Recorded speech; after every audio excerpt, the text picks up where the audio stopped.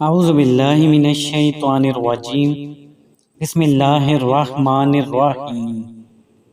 السلام علیکم۔ امید ہے کہ آپ سب خیریت سے ہوں گے۔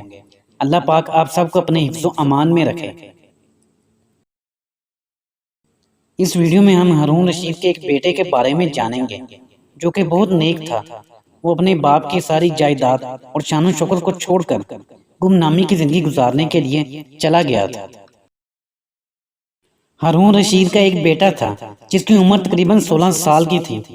وہ بہت کثرت سے زائدوں اور بزرگوں کی مجلس میں رہا کرتا تھا اور اکثر قبرستان چلا جاتا۔ وہاں جا کر کہتا کہ تم لوگ ہم سے پہلے دنیا میں موجود تھے، دنیا کے مالک تھے، لیکن اس دنیا نے تمہیں اجازت نہ دی حتیٰ کہ تم قبروں میں پہنچ گئے۔ کاش مجھے کسی طرح خبر ہوتی کہ تم پر کیا گزر رہی ہے اور تم سے کیا کیا سوال و جواب ہوئے ہیں۔ اور اکثر یہ شعر پڑھا کرتا، مجھے جنازے ہر دن ڈراتے ہیں اور مرنے والوں پر رونے والیوں کی آوازیں مجھے غمگین رکھتی ہیں۔ ایک دن وہ اپنے باپ کی مجلس میں آیا۔ اس کے پاس وزراء و امراء سب جمع تھے اور لڑکے کے بدن پر ایک کپڑا معمولی اور سر پر ایک لنگی بندھی ہوئی تھی۔ اراکین سلطنت آپس میں کہنے لگے، اس پاگل لڑکے کی حرکتوں نے تو امیر المومنین کو دوسرے بادشاہوں کی نگاہ میں ذلیل کر دیا ہے۔ اگر امیر المومنین اس کو خبردار کر دیں تو شاید یہ اپنی اس حالت سے باز آ جائے۔ امیر المومنین نے یہ بات سن کر اس سے کہا کہ بیٹا تو نے مجھے لوگوں کی نگاہ میں ذلیل کر رکھا ہے۔ یہ بات سن کر اس نے باپ کو تو کوئی جواب نہیں دیا، لیکن ایک پرندہ وہاں بیٹھا تھا۔ اس کو کہا کہ اس ذات کے واسطے کہ جس نے تجھے پیدا کیا تو میرے ہاتھ پر آ کر بیٹھ جا۔ وہ پرندہ وہاں سے اڑ کر اس کے ہاتھ کے اوپر آ کر بیٹھ گیا۔ پھر اس نے کہا کہ اب اپنی جگہ پر چلا جا۔ وہ ہاتھ پر سے اڑ کر اپنی جگہ پر واپس چلا گیا۔ اس کے بعد اس نے عرض کیا کہ ابا جان، اصل میں آپ دنیا سے جو محبت کر رہے ہیں اس نے مجھے رسوا کر رکھا ہے۔ اب میں نے یہ ارادہ کر لیا ہے کہ آپ سے جدائی اختیار کر لوں۔ یہ کہہ کر وہاں سے چل دیا اور ایک قرآن شریف سے اپنے ساتھ لے لیا۔ چلتے ہوئے ماں نے ایک بہت قیمتی انگوٹھی بھی اس کو دے دی کہ احتیاج کے وقت اس کو فروخت کر کے کام میں لائے۔ وہ یہاں سے چل کر بصرہ پہنچ گیا اور مزدوروں میں کام کرنے لگا۔ ہفتہ میں صرف ایک دن ہفتے کو مزدوری کرتا اور 8 دن تک اس مزدوری کے پیسے خرچ کرتا اور 8ویں دن پھر ہفتے کو مزدوری کر لیتا اور 1 درہم اور 1 دانگ یعنی درہم کا چھٹا حصہ مزدوری لیتا۔ اس سے کم یا زیادہ نہ لیتا۔ 1 دانگ روزانہ خرچ کرتا۔ ابو عامر بصری رحمت اللہ علیہ کہتے ہیں کہ میری ایک دیوار گر گئی تھی۔ اس کو بنوانے کے لیے میں کسی ممال کی تلاش میں نکلا۔ کسی نے بتایا کہ یہ شخص بھی تعمیر کا کام کرتا ہے۔ میں نے دیکھا کہ نہایت خوبصورت لڑکا بیٹھا ہے، ایک زنبیل پاس رکھی ہے، وہ قرآن شریف دیکھ کر پڑھ رہا ہے۔ میں نے اس سے پوچھا کہ لڑکے مزدوری کرو گے؟ کہنے لگا کیوں نہیں کریں گے، مزدوری کے لیے تو پیدا ہوئے ہیں۔ آپ بتائیں کیا خدمت مجھ سے لینی ہے؟ میں نے کہا کہ اس نے کہا کہ 1 درہم سے تعمیر کا دام مزدوری ہوگی اور نماز کے اوقات میں کام نہیں کروں گا، مجھے نماز کے لیے جانا ہوگا۔ میں نے اس کی دونوں شرطیں منظور کر لیں اور اس کو لا کر کام پر لگا دیا۔ مغرب کے وقت جب میں نے دیکھا تو اس نے 10 آدمیوں کے بقدر کام کیا۔ میں نے اس کو مزدوری میں 2 درہم دیے۔ اس نے شرط سے زائد لینے سے انکار کر دیا اور 1 درہم اور 1 دانگ لے کر چلا گیا۔ دوسرے دن پھر میں اس کی تلاش میں نکلا، وہ مجھے کہیں نہیں ملا۔ میں نے لوگوں سے تحقیق کی کہ ایسی صورت کا ایک لڑکا مزدوری کرتا ہے، کسی کو معلوم ہے کہ وہ کہاں ملے گا؟ لوگوں نے بتایا کہ وہ صرف ہفتہ کے دن مزدوری کرتا ہے، اس سے پہلے تمہیں کہیں نہیں ملے گا۔ مجھے اس کے کام کو دیکھ کر ایسی رغبت ہوئی کہ میں نے 8 دن تک تعمیر بند کر دی اور ہفتہ کے دن اس کی تلاش میں نکلا۔ وہ اسی طرح بیٹھا قرآن شریف پڑھتا ہوا ملا۔ میں نے سلام کیا اور مزدوری کرنے کو پوچھا۔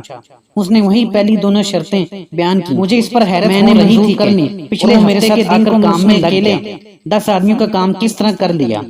اس لیے میں نے اسی طرح چھپ کر کہ وہ مجھے نہ دیکھیں اس کے کام کرنے کا طریقہ دیکھا تو یہ منظر دیکھا کہ وہ ہاتھ میں گارا لے کر دوار پر اپنے آپ ہی ایک دوسرے سے جڑتے چلے جاتے ہیں۔ مجھے یقین ہو گیا کہ یہ کوئی اللہ کا ولی ہے اور اللہ کے اولیاء کی غیب سے مدد ہوتی ہے۔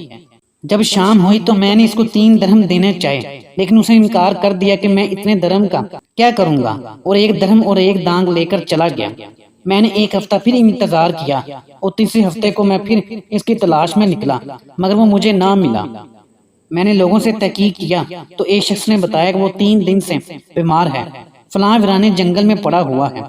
میں نے ایک شخص کو اجرت دے کر اس پر راضی کیا کہ وہ مجھے ساتھ لے کر اس ویران جنگل میں پہنچا تو میں نے دیکھا کہ وہ بے ہوش پڑا ہے، آدھی اینٹ کا ٹکڑا سر کے نیچے رکھا ہوا ہے۔ میں نے اس کو سلام کیا، اس نے جواب نہ دیا۔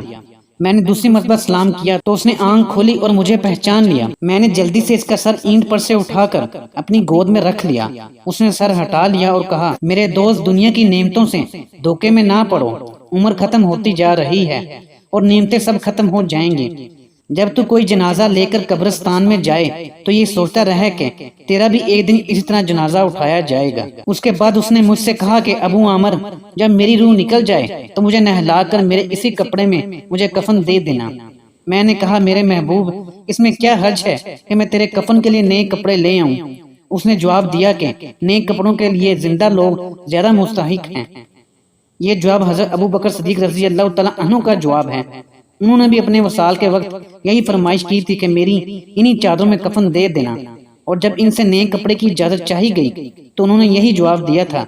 لڑکے نے کہا، کفن تو پرانا ہو یا نیا، بہرحال بوسیدہ ہو جائے گا، آدمی کے ساتھ تو صرف اسی کا عمل ہی رہتا ہے، اور یہ میری لنگی اور لوٹا قبر کھودنے والے کو مزدوری میں دے دینا، اور یہ انگوٹھی اور قرآن شریف ہارون رشید تک پہنچا دینا، اور اس کا خیال رکھنا کہ خود انہی کے ہاتھ میں دینا، اور یہ کہہ کر دینا کہ ایک پردیسی لڑکے کی یہ میرے پاس امانت ہے، اور وہ آپ سے یہ کہہ کر گیا ہے کہ ایسا نہ ہو کہ اسی غفلت اور دھوکے کی حالت میں آپ کی موت آ جائے۔ یہ کہہ کر اس کی روح نکل گئی۔ اس وقت مجھے معلوم ہوا کہ یہ لڑکا شہزادہ تھا۔ اس کے انتقال کے بعد اس کی وصیت کے موافق میں نے اس کو دفن کر دیا اور دونوں چیزیں گورگن کو دے دیں، اور قرآن پاک اور انگوٹھی کو لے کر بغداد پہنچا، اور قصر شاہی کے قریب پہنچا تو بادشاہ کی سواری نکل رہی تھی۔ میں ایک اونچی جگہ کھڑا ہو گیا۔ اول ایک بہت بڑا لشکر نکلا جس میں تقریباً 1000 گھوڑے سوار تھے۔ اسی طرح یہ کے بعد دیگرے 10 لشکر نکلے۔ 10ویں جتھے میں خود امیر المومنین بھی تھے۔ میں نے زور زور سے آواز دے کر کہا، اے امیر المومنین، آپ کو حضور اقدس کی قرابت داری کا واسطہ، ذرا سا توقف کر لیجئے۔ میری آواز پر انہوں نے مجھے دیکھا تو میں نے جلدی سے آگے بڑھ کر کہا کہ میرے پاس ایک پردیسی لڑکے کی یہ امانت ہے جس نے مجھے یہ وصیت کی تھی کہ یہ دونوں چیزیں آپ تک پہنچا دوں۔ بادشاہ نے ان کو دیکھ کر پہچان لیا، تھوڑی دیر سر جھکایا، ان کی آنکھوں میں آنسو جاری ہو گئے، اور ایک دربان سے کہا کہ اس آدمی کو اپنے پاس رکھو، جب میں واپسی پر بلاؤں تو میرے پاس پہنچا دینا۔ جب ہارون رشید باہر سے مکان پر واپس پہنچے تو محل کے پردے گروا کر دربان سے فرمایا، اس شخص کو بلا کر لاؤ، اگرچہ وہ میرا غم تازہ ہی کرے گا۔ دربان میرے پاس آیا اور کہنے لگا کہ امیر المومنین نے بلایا ہے، اور اس کا خیال رکھنا کہ امیر پر صدمے کا بہت اثر ہے۔ اگر تم 10 باتیں کرنا چاہتے ہو تو 5 ہی پر اکتفا کرنا۔ یہ کہہ کر وہ مجھے امیر کے پاس لے گیا۔ اس وقت امیر بالکل تنہا بیٹھے تھے۔ مجھ سے فرمایا کہ میرے قریب آ جاؤ۔ میں قریب جا کر بیٹھ گیا۔ کہنے لگے، تم میرے اس بیٹے کو جانتے ہو؟ میں نے کہا، جی ہاں جانتا ہوں۔ کہنے لگے، وہ کیا کام کرتا تھا؟ میں نے کہا، گارے مٹی کی مزدوری کرتے تھے۔ کہنے لگے، تم نے بھی مزدوری پر کوئی کام اس سے کروایا تھا؟ میں نے کہا، ہاں کروایا ہے۔ کہنے لگے کہ تم کو اس کا خیال نہ آیا کہ اس کی نبی اکرم صلی اللہ علیہ وسلم کہ یہ حضور صلی اللہ علیہ وسلم کے چچا حضرت عباس رضی اللہ تعالیٰ عنہ کی اولاد میں سے ہے؟ میں نے کہا، امیر المومنین، پہلے اللہ جل شانہ سے معذرت چاہتا ہوں، اس کے بعد آپ سے عذر خواہ ہوں۔ مجھے اس وقت اس کا علم ہی نہ تھا کہ یہ کون ہے۔ مجھے ان کے انتقال کے وقت ان کا حال معلوم ہوا۔ کہنے لگے کہ تم نے اپنے ہاتھ سے اس کو غسل دیا؟ میں نے کہا، جی ہاں۔ کہنے لگے، اپنا ہاتھ لاؤ۔ میرا ہاتھ لے کر اپنے سینے پر رکھ دیا اور چند شعر پڑھے جن کا ترجمہ یہ ہے، اے وہ مسافر جس پر میرا دل پگھل رہا ہے اور میری آنکھیں اس پر آنسو بہا رہی ہیں، اے وہ شخص جس کا مکان قبر دور ہے لیکن اس کا غم میرے قریب، بے شک موت ہر اچھے سے اچھے عیش کو مقدر کر دیتی ہے۔ وہ مسافر ایک چاند کا ٹکڑا تھا جو خالص چاندی کی ٹہنی پر تھا، پس چاند کا ٹکڑا بھی قبر میں پہنچ گیا اور چاندنی کی ٹہنی بھی قبر میں پہنچ گئی۔ اس کے بعد ہارون رشید نے بصرہ اس کی قبر پر جانے کا ارادہ کیا۔ ابو عامر بھی ان کے ساتھ تھے۔ اس کی قبر پر پہنچ کر ہارون رشید نے چند شعر پڑھے جن کا ترجمہ یہ ہے، اے وہ مسافر جو اپنے سفر سے کبھی بھی نہ لوٹے گا، موت نے کم عمری کے زمانے میں ہی اس کو جلدی سے اچک لیا۔ اے میری آنکھوں کی ٹھنڈک، تو میرے لیے انس اور دل کا چین تھا۔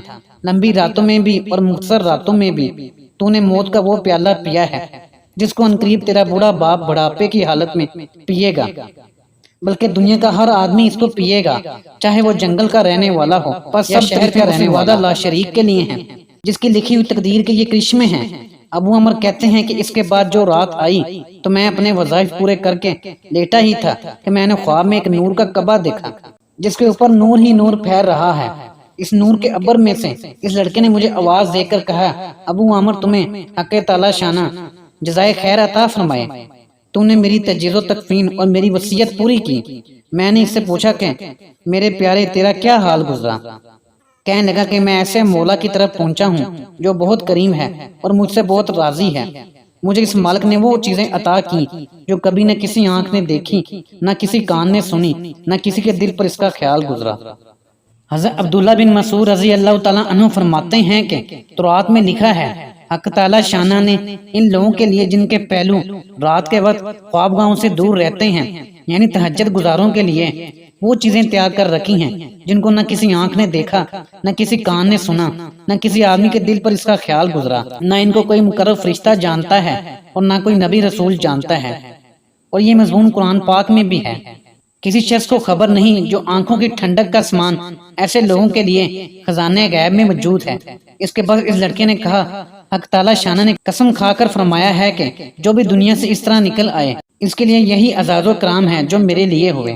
کسی نے ہارون رشید سے اس لڑکے کے متعلق سوال کیا تو انہوں نے بتایا کہ میرے بادشاہ ہونے سے پہلے یہ لڑکا پیدا ہوا تھا، بہت اچھی تربیت پائی تھی، قرآن پاک بھی پڑھا تھا اور علوم بھی پڑھے تھے۔ جب میں بادشاہ بن گیا تو یہ مجھے چھوڑ کر چلا گیا تھا، میری دنیا سے اس نے کوئی راحت نہ اٹھائی۔ چلتے وقت میں نے ہی اس کی ماں سے کہا تھا کہ اس کو یہ انگوٹھی دے دیں۔ اس انگوٹھی کا یا قوت بہت زیادہ قیمتی تھا مگر وہ اس کو بھی کام میں نہ لایا، مرتے وقت واپس کر گیا۔ یہ لڑکا اپنی والدہ کا بڑا فرما بردار تھا۔ ناظرین، ہماری آج کی ویڈیو یہیں تک تھی۔ امید ہے کہ آپ کو ہماری یہ ویڈیو پسند آئی ہوگی۔ ویڈیو پسند آنے پر اسے لائک بھی کر دیں اور ہمارے چینل کو سبسکرائب بھی کر دیں اور گھنٹی کے بٹن کو پریس کر دیں تاکہ اس طرح کی مزید اچھی ویڈیو آپ تک بر وقت پہنچ سکیں۔ شکریہ۔ اللہ آپ کا حامی و ناصر ہو۔